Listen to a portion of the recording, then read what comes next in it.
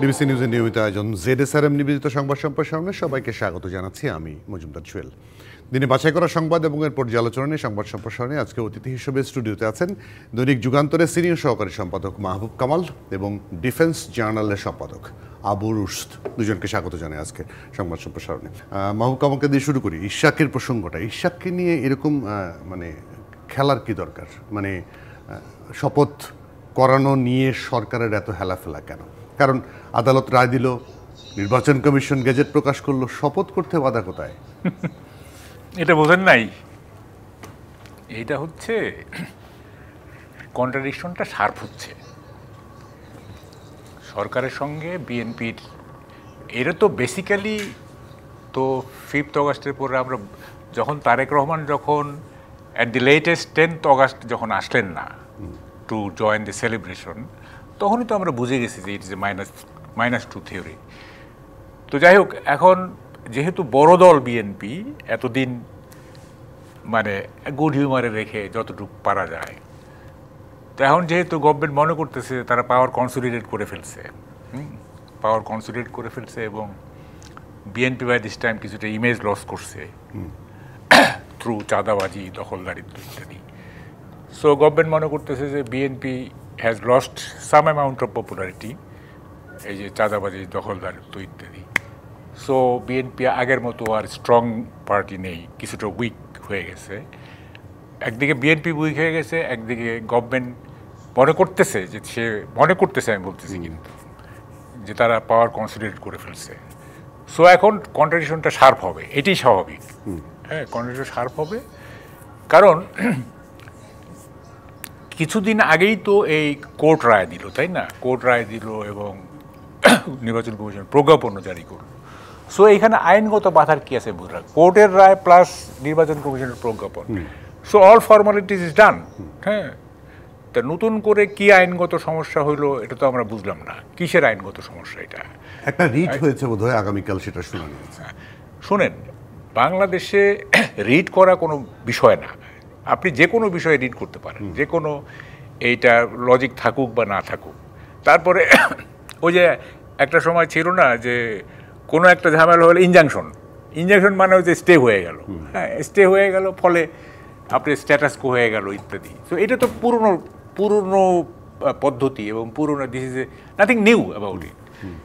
কথাটা হচ্ছে যে মানে প্রজ্ঞাপন জারি হয়েছে, সো মানে সে টেক ওভার করবে, সে ওত নিবে ইত্যাদি। নতুন করে কি সমস্যা হইল? নতুন করে সমস্যাটা আমরা দেখতেছি, আমরা কিন্তু ফলো করতেছি জিনিস। আমাদের রাডারের বাইরে কিন্তু কিছু নাই। যেমন ধরেন যে এই যে সৌম্য হত্যা বলেন থেকে শুরু করে এনসিপির সঙ্গে ছাত্র দলের, তারপরে শিবিরের সঙ্গে ছাত্র দলের এই যে কন্ট্রাডিকশনগুলো হচ্ছে, এগুলি মানে এখন একটা জায়গায় এসে আপনার কালমিনেটেড হচ্ছে আর কি। হ্যাঁ, এবং এটা আলটিমেটলি একটা বড় ধরনের ক্ল্যাশে আমরা যাচ্ছি। দেখেন, আপনি কালকে বলতে সালাউদ্দিন সাহেবের না পরশু দিন আপনি বক্তব্য শুনছেন নিশ্চয়ই, যে আমাদেরকে বাধ্য করবেন না যমুনা ঘেরাও করতে। মানে এতদিন আজকেও বলেছেন তিনি যে এরকম ইশাক হোসেনকে যদি শপথ করাতে না হয় বৃহত্তর আন্দোলন। অর্থাৎ এতদিন আমরা কি দেখছি, এতদিন ফ্রম বোথ দি সাইড। যেমন ধরেন তারেক রহমান আপনি যদি 5 অগাস্ট থেকে তাকে ফলো করেন তাহলে দেখবেন he has tried to develop a very মানে সোভার পার্সোনালিটি, ডেমোক্রেটিক, শান্তিবাদী, এই সেই ইত্যাদি। উনি সোসাইটিতে কোনো আনরেস্ট চান না, উনি সরকারকে সহযোগিতা করতে চান ইত্যাদি। এই ধরনের একটা ইমেজ কিন্তু উনি বিল্ড আপ করার চেষ্টা করছেন two Regain his lost image. 2001 থেকে এবং 2005 পর্যন্ত ওনার যে কিছু ইমেজ লস হয়েছিল, হ্যাঁ, বিভিন্ন কারণে, ওইটাকে রিগেইন করার জন্য কিন্তু উনি এইটা নিচ্ছেন আর কি। কিন্তু এটা হাউ লং? এখন যখন বিএনপি নেতৃত্ব এটা কনভিন্সড যে গভর্নমেন্ট আসলে প্রলং করতে চাচ্ছে, বিএনপি নেতৃত্ব এখন কনভিন্সড হয়ে গেছে। মানে আগে তো ধরেন যে একটা to be or not to be, that is the question, সে শেক্সপিয়ারের ছিল। এখন কিন্তু to be or not to be না, এটা এখন মানে it is more than clear যে অ্যাডভাইজারি কাউন্সিলের সবাই না হোক, হ্যাঁ, মানে ধরেন যারা বয়োবৃদ্ধ, ধরেন অর্থ উপদেষ্টা কিংবা শিক্ষা উপদেষ্টা, তারা ছাড়া যারা কম্পারেটিভলি ইয়াঙ্গার, তারা ক্ষমতা প্রলং করতে চাচ্ছে এবং তাদের পেছনে একটা শক্তি আছে ইত্যাদি। বিএনপি এই ব্যাপারটা কনভিন্সড হয়ে গেছে। যখন এটা কনভিন্সড হয়ে গেছে তো ওদের আলটিমেট গোল তো হচ্ছে ইলেকশন পাওয়ার, তাই না? তো এই জায়গাটায় যখন আপনি বাধা দিবেন তখন মানে তখন তো আর আপনার পলিটিক্স অফ অ্যাডজাস্টমেন্ট চলবে না। পলিটিক্স অফ অ্যাডজাস্টমেন্ট মানে ততক্ষণই চলবে যতক্ষণ পর্যন্ত মানে আমি বুঝবো যে হ্যাঁ এই অ্যাডজাস্টমেন্টের ফলে আমার গেইন আসছে, আমার লাভ আছে। যখন এই জায়গাটা আমি একটু আবুল উস্তাদের কাছ থেকে নেই, কারণ এই যে ইশরাক হোসেনকে নিয়ে প্রলং করা এবং পাশাপাশি এই যে বাংলাদেশের এখন যেহেতু আওয়ামী লীগ পলাতক, বলতে গেলে আওয়ামী লীগ পলাতকই, নেতা থেকে শুরু করে কর্মীরাও পলাতক, আওয়ামী লীগ নাই, নিষিদ্ধ এখন কার্যক্রম, সেখানে বিএনপি হচ্ছে সবচেয়ে বড় সংগঠন। বিএনপি অবশ্যই ক্ষমতার দাবিদার, এখন নির্বাচন হলে অবশ্যই এর বাইরে যাওয়ার কোনো সুযোগ আছে কিনা আমার জানা নেই অন্তত পক্ষে। সে জায়গাটায় এই অন্তর্বর্তী সরকার এইসব বিষয় নিয়ে বিএনপির সঙ্গে কনফ্লিক্ট করাটা কতটুকু আসলে শোভন হচ্ছে বলে আপনার মনে হয়? এটা তো শুধু অন্তর্বর্তীকালীন সরকার করছে না, আপনার ধর্ম নিয়ে যেই সব দল রাজনীতি করে, ধর্মাশ্রিত রাজনৈতিক দলগুলো, তারা তো প্রকাশই করছে। আপনি যদি সোশ্যাল মিডিয়াতে দেখেন, অশ্রাব্য অশালীন এমন কোনো ভাষা নেই যেগুলো আমরা চিন্তা করতে পারি না, সেগুলো ব্যবহার করা হচ্ছে। ডেমোক্রেসি বা গণতন্ত্রের যে কতগুলো মৌলিক ভিত্তি থাকে একটা দেশে, যে জন্য এই ছাত্ররা এত বড় একটা আন্দোলন করেছে, এবং সবাই আশা করেছিল যে মত প্রকাশগুলো সহনশীলতার মধ্যে যাবে এবং প্রত্যেকের আপনার যে আদর্শটা সেটা মানে পালন করতে পারবে।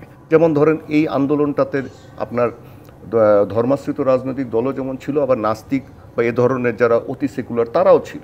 কিন্তু আপনি যদি লক্ষ্য করেন যে গত কয়েক মাসে এমন একটা পরিবেশ সৃষ্টি করা হয়েছে যে আমাদের কোনো লিবারেল ডেমোক্রেসি বা উদার গণতন্ত্র এই ধরনের কোনো কিছু রাখার আর কোনো ব্যবস্থা আপনি কোনো রাখা মানে আমরা পাচ্ছি না। এবং এটা শুধু সোশ্যাল মিডিয়াতে না, আপনি বিভিন্ন জনসভাতেও বলা হচ্ছে, বিভিন্নভাবে প্রকাশ্যে বলা হচ্ছে, যেটা আমরা হতবাক হয়ে পড়ছি। যেমন আপনি হয়তো জানেন, হ্যাঁ, যে এই যে আমি একটা ওই ইশরাকের প্রসঙ্গে আসার আগে বলি যে এই যে নারীদের যে একটা কমিশন সরকার গঠন করেছে, এই কমিশনটা যাদেরকে দিয়ে গঠন করেছে সরকার, সেটা আমি নিজেও ব্যক্তিগতভাবে যাদেরকে দিয়ে গঠন করেছে তাদেরকে আমি হয়তো পছন্দ না করতে পারি, অনেকেই পছন্দ করতে পারে না, কারণ তারা এনজিও ভিত্তিক, তারা একটা আরেকটা ঘরানার, তাদের বাংলাদেশের সংস্কৃতি বা সমাজ ব্যবস্থার সাথে সেরকম তাদের ধারণা নেই বা সাযুজ্যতা নেই। কিন্তু আপনি লক্ষ্য করেন যে তাদের যে প্রণীত বা দেয়া যে একটা ছিল, সুপারিশমালা ছিল, সেই সুপারিশমালা পড়ে হোক না পড়ে হোক, এটাকে ভিতরে যেয়ে হোক না যেয়ে হোক, প্রকাশ্য জনসভায় তাদেরকে যে ভাষায়, আমি সেই ভাষাটা এখানে উচ্চারণ করছি না, তাদেরকে বলা হলো। এটা কিভাবে সম্ভব আমাদের মতো আমাদের এখানে? আপনি এটাকে আমি বলছি কেন, যে আমাদের অসহনশীলতাটা কোন পর্যায়ে গিয়েছে। এখন আপনি ইশরাকের কথা বলবেন, যে ভাই যেটা বলছেন যে বিএনপি এখন আপনার আওয়ামী লীগ না থাকায় আপনি যদি মধ্যপন্থী কোনো উদার দল আপনি চিন্তা করেন, তাহলে বাংলাদেশে বিএনপি আছে। কারণ বিএনপির শত সীমাবদ্ধতা আমরা দেখছি, সেটা হচ্ছে যে আপনার এই যে চাঁদাবাজি করছে, বিভিন্ন জায়গায় দখলবাজি করছে, আপনার আওয়ামী লীগের লোকজনের যারা টাকা পয়সা ছিল সেগুলোকেও তারা অনেক জায়গায় হাতিয়ে নিয়েছে, এরকম বিভিন্ন রকমের কথা শোনা যাচ্ছে। আরেকটা বড় দুর্বলতা হচ্ছে বিএনপির, যে বিএনপির যিনি এখন হাল ধরার কথা জনাব তারেক রহমান, তিনি দেশে নেই। এক এক নেতা এক এক ভাষায় কথা বলেন। আজকে মির্জা ফখরুল ইসলাম আলমগীর একটা কথা বলেন, সালাউদ্দিন সাহেব একটা কথা বলেন, মির্জা আব্বাস একটা কথা বলেন, আমির খসরু মাহমুদ একটা কথা বলেন। সুতরাং দলের কর্মী সমর্থকরাই বুঝেন না যে বিএনপির অবস্থানটা কি, সেটা আছে। বাট অ্যাপার্ট ফ্রম দ্যাট, আপনি যদি এখন সার্বিক অবস্থাটা বাংলাদেশের মতো দেশে চিন্তা করেন, এখনও জনসমর্থন বিএনপির বেশি, এটাকে আপনি কোনো দিন ঢাকতে পারবেন না। কিন্তু এই কতিপয় দল যাদের কথা আমি বললাম, এবং এরা সহ আশ্চর্যজনকভাবে হচ্ছে যে এই সরকারের একটি অংশ, তারা এমনভাবে উঠে পড়ে লেগেছেন যে এমন একটা ভাব যে না, বিএনপিকে এটা মনে হচ্ছে যে এটাকে শেষ করেই দিতে হবে, এটাকে না করলে তাদের কোনো উদ্দেশ্য বা কিছু বাস্তবায়ন হচ্ছে না। কিন্তু তারা কি কোনো ফরম্যাট দিয়েছেন জনগণের সামনে যে আমরা এটা করতে চাই, আমাদের নীতি আদর্শ এটা, আমাদের পররাষ্ট্রনীতি এটা, আমাদের প্রতিরক্ষা নীতি এটা, অর্থনীতির মানে আমাদের নীতিমালা এটা? কোনো কিছুই কিন্তু তারা দিচ্ছে না। তারা কি করছেন? সমাজের মধ্যে অস্থিরতা সৃষ্টি করছেন একটার পর একটা। আপনি যদি সেনাবাহিনীর দিকে তাকান, সেনাবাহিনী কেন্দ্রিক মানে প্রতি 2-3 দিন, 10 দিন, 8 দিন, 7 দিন পর পর একটা না একটা করে সেনা প্রশাসনকে ব্যস্ত রাখা হচ্ছে, গোয়েন্দাদেরকে ব্যস্ত রাখা হচ্ছে, পুলিশকে ব্যস্ত রাখা হচ্ছে। এখন কোনোভাবেই কাউকে স্থিরতা দেওয়া মানে পাওয়া যাচ্ছে আমাকে দিয়ে নিন। হ্যাঁ, এবং আপনি এই ঢাকাতেই যদি আপনি রাজধানীতে দেখেন যে বিভিন্নভাবে বিভিন্ন এমন এক একটা উদ্ভট জিনিসপত্র নিয়ে রাস্তায় নেমে যাচ্ছে, এগুলো কোথা থেকে আসছে? প্রত্যেকটা লক্ষ্য হচ্ছে যে নির্বাচন পিছিয়ে দাও, নাহলে নির্বাচন বানচাল করো, যাতে এই বিএনপিটা ক্ষমতায় না আসতে পারে। কিন্তু একটা দিক হচ্ছে যে বিএনপির অল্টারনেটিভ কি আপনি দাঁড় করেন। আপনার এরকম, আপনি যদি এখন তাহলে বলেন যে বিএনপিকে যদি আপনি এখন না আসতে দেন, আপনি জোর করে এটাকে দমাতে চান, তো বিএনপির যে জনসমর্থন আছে এরাও তো নির্যাতিত হয়েছে গত 16-17 বছর, তারা কি করবে? বসে থাকবে?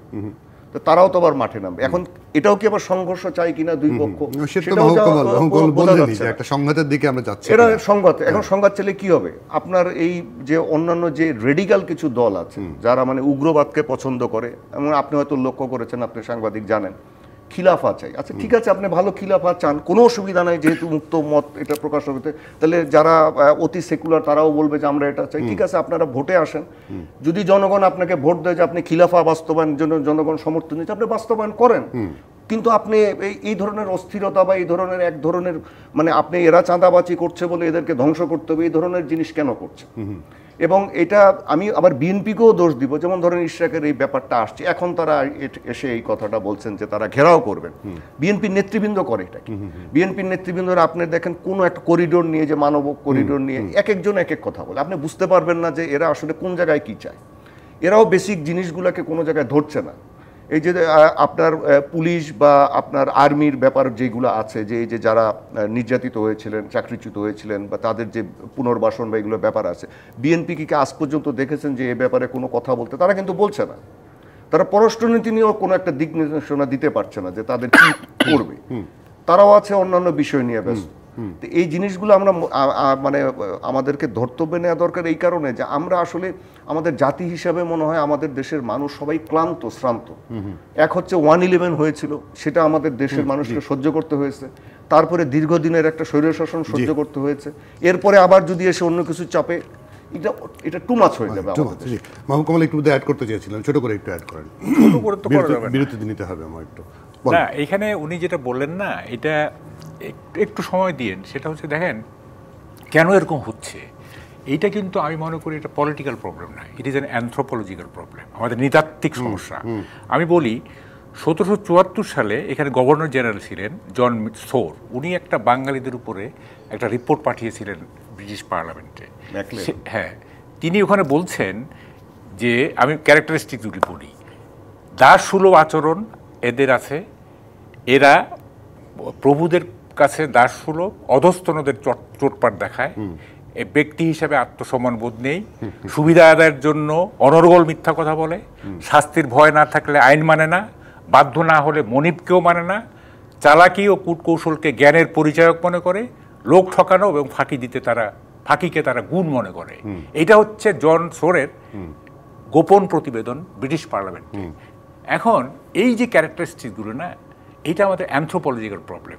এবং দেখেন 250-300 বছর পরে ওই জায়গাতেই কিন্তু আমরা রয়ে গেছি। আমি ইংল্যান্ডে গিয়ে এই ক্লাইভের মূর্তির সামনে দাঁড়িয়েছিলাম, দিয়ে আমি ক্লাইভকে বলছিলাম, ক্লাইভ তুমি যেভাবে দেখে এসেছিলে আমরা সেভাবে আছি, আমাদের জন্য দোয়া করো ক্লাইভ। আমি ক্লাইভকে বলতেছি, আমাদের জন্য তুমি দোয়া করো, তুমি যেভাবে দেখে এসেছিলে আমরা সেভাবেই আছি। তো this is an anthropological problem, this is not a political problem. এবং যারা আশাবাদ ব্যক্ত করে না, আমি একটু বলি, আমাকে একটু সময় দেন, সেটা হচ্ছে যারা আশাবাদ ব্যক্ত করে, এই যে সুশীল টিশিল আছে কিছু, আশাবাদ হচ্ছে একটা স্ট্যাটাস সিম্বল। কীরকম দেখেন, অনেকের এক একজনের কাছে স্ট্যাটাস সিম্বল একরকম। যেমন আমরা যখন জায়জাদিন ছিলাম, তখন ঘরে জায়জাদিন রাখাটা একটা স্ট্যাটাস সিম্বল ছিল। প্রথম আলো প্রথম দিকে ঘরে রাখা মানে এটা একটা স্ট্যাটাস সিম্বল, এখন অবশ্য নাই।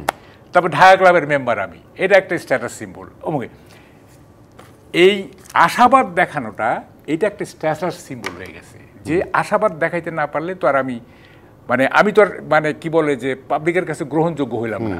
পাবলিককে আমি একটু আশা দেখাবো, এই করব সেই করব, এতে আমার স্ট্যাটাস বাড়বে, হ্যাঁ লোকটা আশাবাদী, হ্যাঁ হাল ছাড়ে নাই, অমুক তমুক, এই সে ইত্যাদি। এগুলো বোগাস। আমি এইটা 10 বছর যাবৎ প্রচার করে আসতেছি যে বাংলাদেশের যে প্রবলেম, এটার কোনো র্যাডিক্যাল সমাধান নাই, এটার কোনো পলিটিক্যাল সমস্যা নাই, এটার কোনো আশু সমাধান নাই। It is an evolutionary problem.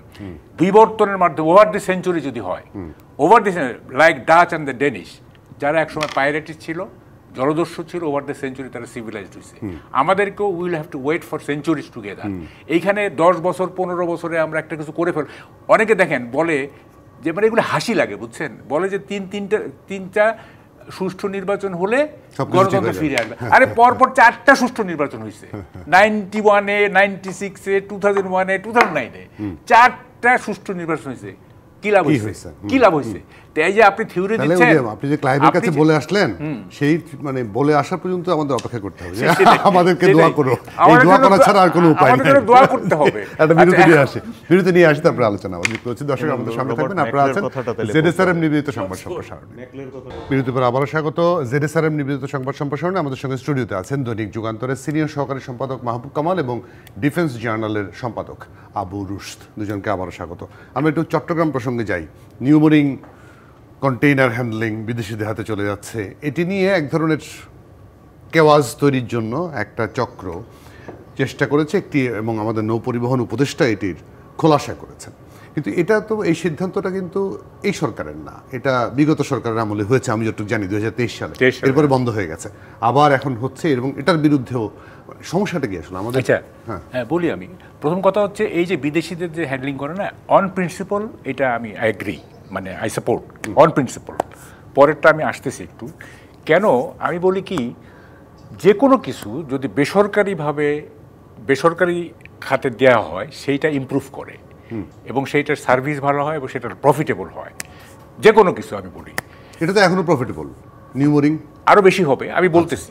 আমি বলছি, যেমন ধরেন যে আমি এদিকে আসি, যেমন ধরেন রেল, আপনি যদি বেসরকারি খাতে দিয়ে দেন দেখবেন সেবা বাড়বে, কমফোর্টেবল হবে, লাভজনক হবে। এখন কিন্তু এটা লুজিং। এবং আমি এক সময় খুব রসিকতা করে বলছিলাম যে সরকারটাকেও বেসরকারিকরণ করা যায় কিনা, এটা একটু ভাবা যেতে পারে। তো এটা একটু হিউমার আর কি।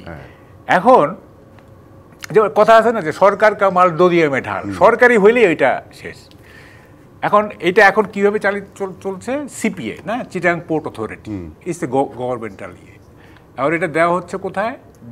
প্রস্তাব হচ্ছে যে ওইটা কি বলে, ওইটা ডিপি কেন্দ্রিক একটা ডিপি ওয়ার্ল্ড, এটা ইউই, নট আমেরিকান। আমেরিকান হলে একটু ভয়ের ব্যাপার ছিল বেশি। এখন এইটা তারা করুক, এটা হ্যান্ডলিং করুক, এটা মানে যদি আমাদের বেশি লাভজনক হয় হয়, মানে সংযুক্ত আরব আমিরাত এখানে ইম্পেরিয়ালিস্ট তাদের ক্যারেক্টার দেখাবে, এটা আই ডোন্ট বিলিভ। এটা আমি বিশ্বাস করি না। এটা আমেরিকার হলে আমি এখানে একটা কনফিউশন রাখতাম আর কি। তো ফলে এইটা আমি অন প্রিন্সিপল অ্যাগ্রি। আমার পয়েন্টটা অন্য জায়গায়। আমার পয়েন্টটা হচ্ছে এই যে আপনি করছেন, হ্যাঁ, এইটা আপনি পলিটিক্যাল পার্টিগুলোর সাথে আলাপ করেন।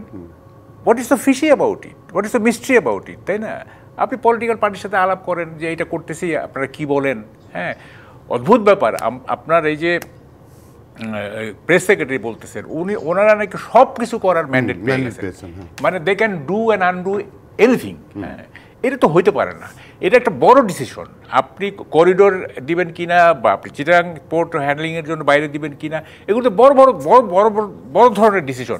কারণ এই চিটাগাং পোর্টের হিস্ট্রি কিন্তু অনেক হাজার বছরের history. It was never govern by any external handler, কখনোই না। This is for the first time এটা বাইরের হ্যান্ডলারদের কাছে যাচ্ছে। সুতরাং এটা একটা মেজর ডিসিশন। এখন মেজর ডিসিশনটা আপনি পলিটিক্যাল পার্টির সাথে আলাপ করেন, আপনি ক্লিয়ার করেন জিনিসটা, তাইলে না জিনিসটা রহস্যটা থাকবে না। আচ্ছা, এখন আপনি আসেন এই যে যেটা ফাঁস হয়েছে আপনি বলেন না, এগুলি এটা কেন হয়? এই যে ওরা বলতেছে যে যারা ইয়ে করছে বলতেছে যে এটা চাকরি হারানো হবে।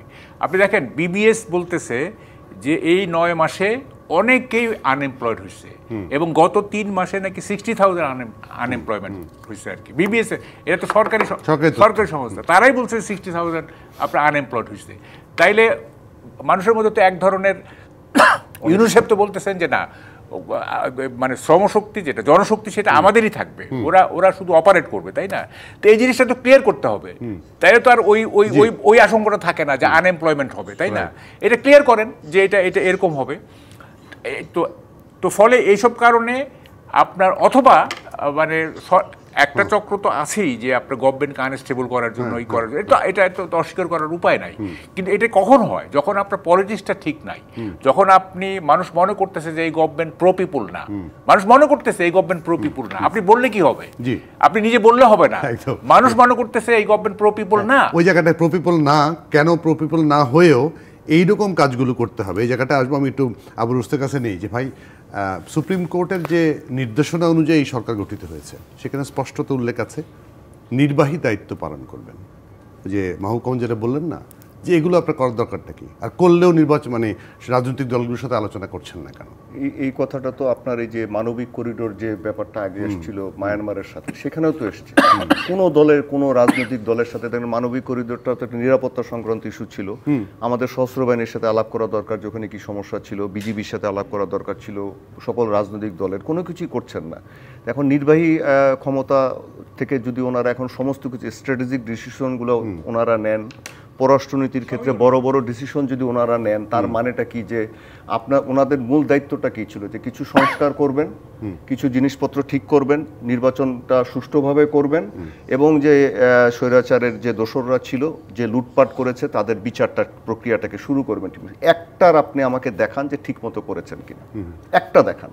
শুধু বলছেন যে সংস্কার করবেন, আপনি কত মাস হয়েছে? আজকে 9-10 মাস হয়ে গেছে। আপনি দেখেন কি কোন যে একটা বেসিক কোনো পরিবর্তন করেছে কিনা। এই যে বিচারের নামে যে আপনি বলছেন মামলা দায়ের করছেন কি শত শত আসামি, মানে যেই মামলাগুলো টিকবে না কোর্টে, আগেও টিকে না, 10-12 জন কংক্রিট মানে একদম টু দি পয়েন্ট স্পেসিফিক আপনি যারা ক্রিমিনাল ছিল একটা দেখান যে এরকম করে করেছে এবং তাদের ব্যাপারে একদম সুন্দর করে কোনো ব্যবস্থা নেওয়া হয়েছে। আপনি করছেন না এগুলি।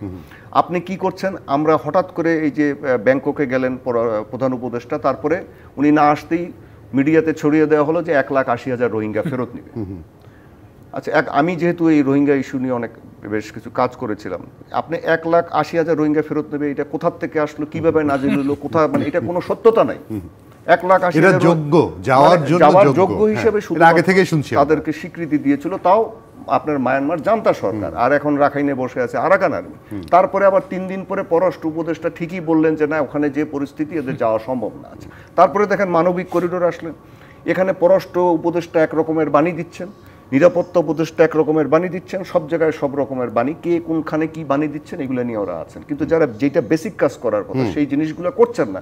আজকে আমি রিসেন্টলি কয়েকটা জেলা শহরে গিয়েছি, যেতে আমাকে ট্রেনে যেতে হয়েছে। আপনি দেখেন ট্রেনের অব্যবস্থা, আর আপনি চিন্তা করতে পারবেন না, আপনি চিন্তা করতে কোনো প্রশাসন আছে বলে মনে হয় না, এগুলোর দিকে তাদের নজর নেই। আপনি ঢাকা সিটিতে দেখেন ব্যাটারি চালিত রিক্সা বলেন, ট্রাফিক সিস্টেম বলেন, এমন অবস্থা যে আপনি তো ঢাকায় থাকেন, যে আপনি যেখানে 15 মিনিটের জায়গায় 1.5 ঘন্টা 2 ঘন্টা লাগছে। আজকেও আমি যখন আসছিলাম বাইরে থেকে, আমি হতবাক, মানে এটা চিন্তা করা যায় না। এগুলো কিন্তু তারা ঠিক করতে পারতো, কোনো কিছু করছে না। তারা আসি কি এক একটা জিনিস নিয়ে মানে এই ধরনের বিষয়গুলোকে একটা উস্কে দেওয়া। এবং মজার ব্যাপার হচ্ছে কি, আমি বলি কিছু লোক আছে যারা ইউনূস সাহেবকে গ্লোরিফাই করার জন্য সবসময় রেডি হয়ে থাকে এবং তার অ্যাচিভমেন্ট দেখানোর জন্য মানে ব্যস্ত হয়ে থাকে আর কি। এবং এই যদি রিয়েলি সেগুলি অ্যাচিভমেন্ট হতো তাহলে একটা কথা হইতো, হ্যাঁ এইটা অ্যাচিভ করা হয়েছে, ওইটা অ্যাচিভ করা হয়েছে, কিন্তু কিছুই অ্যাচিভ করা হয় নাই। কিন্তু হ্যাঁ, রোহিঙ্গারা যাবে কিনা এইটা তো মানে যখন রোহিঙ্গা সংকট তৈরি হয় তখনই আমরা বলছি যে এই রোহিঙ্গাটা ফেরত যাবে না আনলেস চায়না ইন্টারফেয়ার না করলে এটা যাবে না। এটা যাওয়ার আছে আপনার, শুধু চায়না না, এটা ধরেন এটার যে স্টেক হোল্ডার আছে মার্কিন যুক্তরাষ্ট্র, পশ্চিমা দেশগুলো, মূলত তো ওরাই টাকা পয়সা দিয়ে এদেরকে এখানে টিকিয়ে রেখেছে, ওদের ডোনেশনগুলো ওরাই দিয়েছে, তাদেরও কিছু স্টেক আছে, সেটাও আমরা অস্বীকার করতে পারবো না। আর চায়না এখানে কোনো কিছু করতে আসবে না, তার কারণ সে তো ওই সামরিক জান্তার সহায়ক শক্তি ছিল, তারা কোনোদিন এই সমস্যার সমাধান করতে পারবে না। তারা এখন নিজেরাই লেজ গুটিয়ে আপনার ওখান থেকে চলে যাচ্ছে। এটা আমাদের দেশের অনেকে বুঝতে চান না।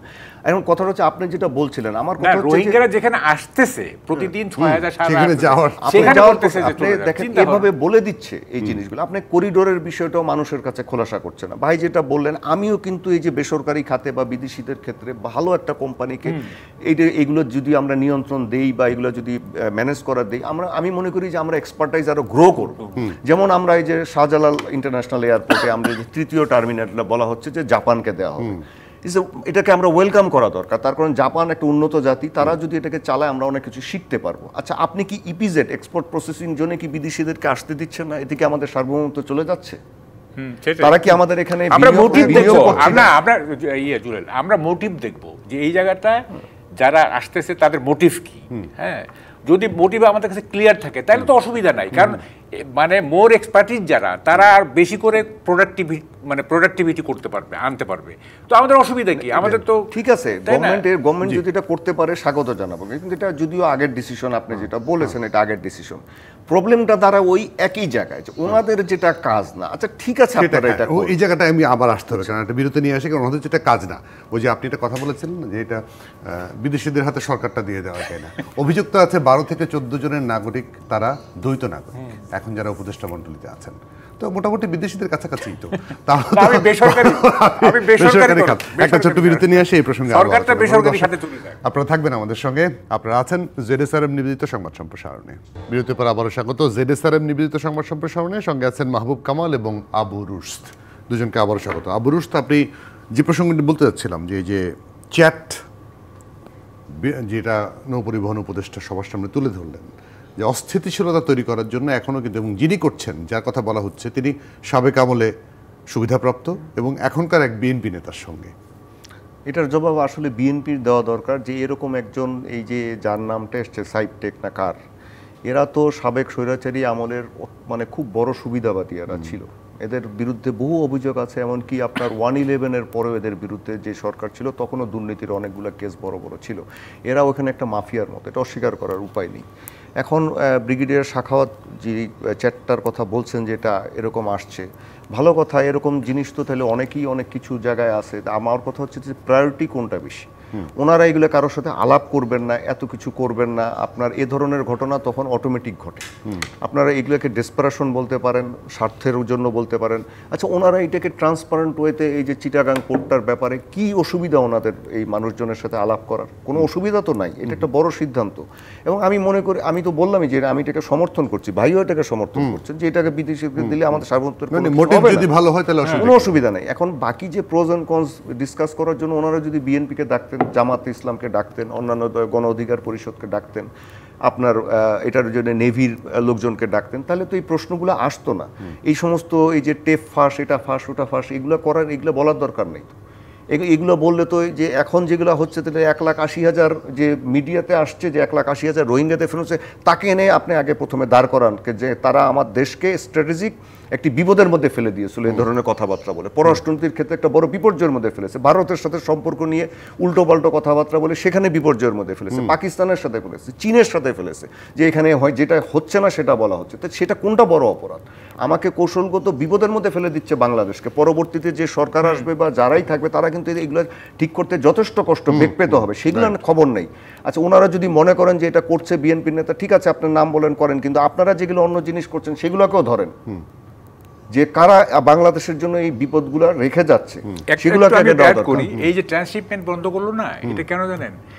এইটা আমাদের প্রফেসর সাহেব যখন চায়নার দিকে বললেন যে we are the guardian of the sea, China May consider the region as an extension, এইটা ইন্ডিয়া খুবই ইরিটেটেড হয়েছে।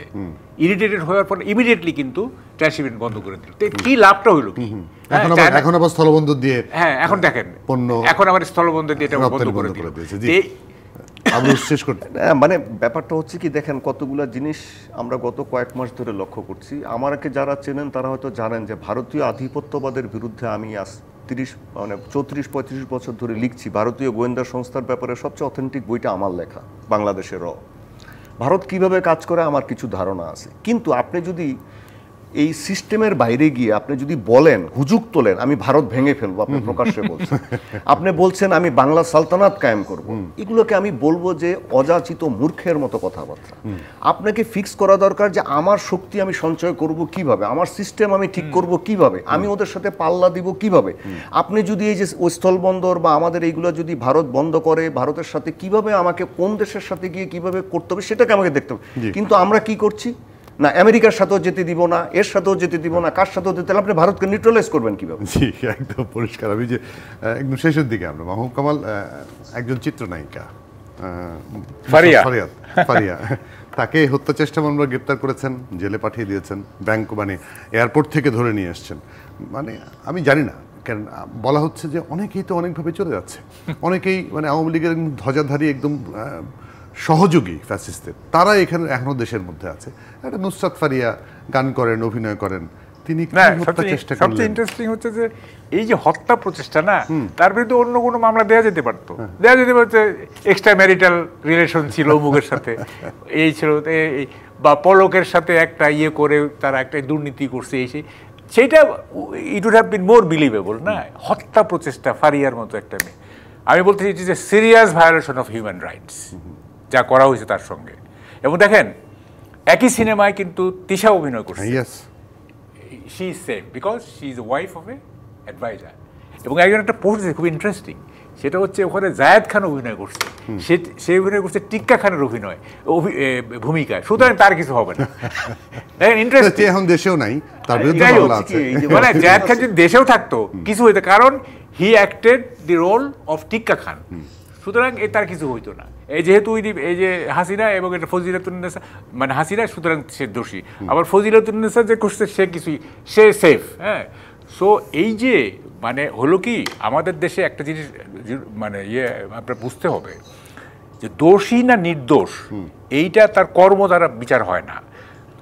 ওই লোকটার প্রতি বা ওই ব্যক্তিটার প্রতি রাষ্ট্র কি দৃষ্টিভঙ্গি পোষণ করছে সেইটার উপরে সে দোষী অথবা নির্দোষ। যেমন ধরেন এই যে এক আন্দোলনে পানি ছিটানো হলো তাদেরকে ঠান্ডা করার জন্য, আর এক আন্দোলনে তাদেরকে জল কামান দিয়ে ইয়ে করা হলো, জিনিস তো একই, তাই না? ইস্যু ভিন্ন কিন্তু জিনিস তো একই। তারা রাষ্ট্র দেখতেছে যে কে দোষী, রাষ্ট্র ডিটারমিন করতেছে যে কে দোষী এবং কে নির্দোষ। সো ফলে ফারিয়া রাষ্ট্র ডিটারমিন করছে যে ফারিয়া দোষী এবং তিশা নির্দোষ, ফলে সেভাবেই হয়েছে, তাই না? তো ফলে এই যে জিনিসগুলো চলতেছে, এই যে ভায়োলেশন অফ হিউম্যান রাইটস, হ্যাঁ, এই যে চলতেছে, এবং হত্যা মামলার যে হিড়িক, হত্যা প্রচেষ্টা, হত্যা মামলার যে হিড়িক, মানে আমার মনে হয় আসলে বিচারগুলো কোন দিকে যাবে, আমার মনে হয় যে হত্যা মামলার আসামি যারা, সেই আসামির তুলনায় নিহতের সংখ্যা বোধহয় অনেক কম।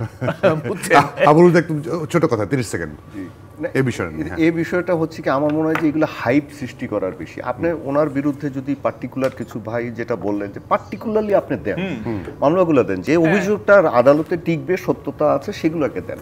আপনি হাইপ সৃষ্টি করার যদি চেষ্টা করেন, বিশেষ করে একটা নারী হলে যদি বেশি হাইপ সৃষ্টি করে, এগুলো সুরসুরি দেওয়া মানুষকে, এইগুলো এতে আপনি কি মেসেজ দিতে চান মানুষের কাছে? আপনি অস্থিরতাকে ইন্ধন দিবেন, আপনি আরো যেগুলো যৌক্তিক মামলা থাকবে, যেগুলো যারা আসলেই হত্যা চেষ্টা করেছে, তখন সেগুলোকে আপনি খেলো করে দিচ্ছেন। তো এই জিনিসগুলোও দেখা দরকার। যেমন যেই কথাটা এসছে, আপনি যেটা বলছিলেন যে কিছু কিছু অনলাইন এই জায়গায় বলা হচ্ছে যে তিনি অমুককে ওখানে সেবা দিতে যাচ্ছিলেন থাইল্যান্ডে, হ্যাঁ, এইগুলো মানে হচ্ছে কি খুব নিম্ন শ্রেণীর কথাবার্তা, নিম্ন রুচির কথাবার্তা। আমাদের এত রুচির দুর্ভিক্ষ কেন? আর মূল জিনিসগুলোকে আপনি টার্গেট করবেন, মূল জিনিস। জি, একদম পরিষ্কার। সময় একদম শেষ। আবরুস, মাহবুব কামাল, অনেক ধন্যবাদ, কৃতজ্ঞতা আমাদেরকে আজকে সময় দেওয়ার জন্য। দর্শক, এই ছিল আজকের জেডএসআরএম নিবেদিত সংবাদ সম্প্রসারণে। ডিবিসির সঙ্গে থাকবেন।